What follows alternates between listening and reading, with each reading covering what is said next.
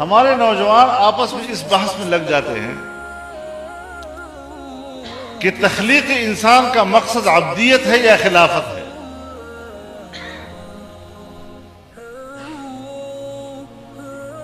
ٹھیک ہے نا؟ بحث شروع کر دیتے ہیں تخلیق انسان کا مقصد عبدیت ہے یا تخلیق انسان کا مقصد خلافت ہے. عبدیت انفرادی چیز ہے. یہ بمنزلہ شرط کے ہے خلافت کے لیے.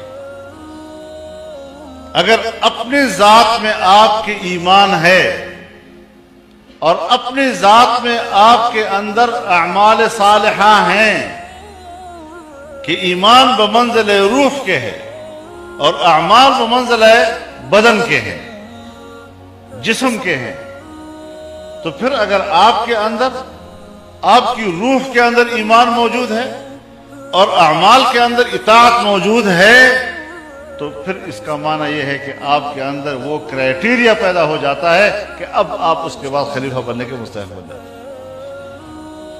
نظام اجتماعی آپ کے ہاتھ میں آ سکتا ہے. اگر آپ کو وضو نہیں ہے آپ نماز نہیں پڑھ سکتے. اگر آپ کسی کا ایمان نہیں ہے، کسی کو اعمال صالحہ نصیب نہیں ہے، فاسق اور فاجر ہے، گندگی اور غلاظت جو ہے ساری زندگی اس کا مطمع نظر ہے، کوئی ندامت اس کے اوپر نہیں ہے، تو پھر ظاہر ہے جی کہ اس کو اللہ تعالیٰ یہ مقام دینے کو تیار نہیں کہ میرا نیابت بھی کرو.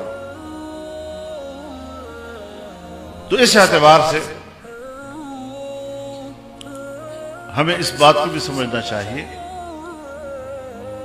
کہ عبدیت تشریعی ہے اور یہ زینہ ہے خلافت کے لیے، اور خلافت کے لیے سیاسی نظام کا ہونا ضروری ہے.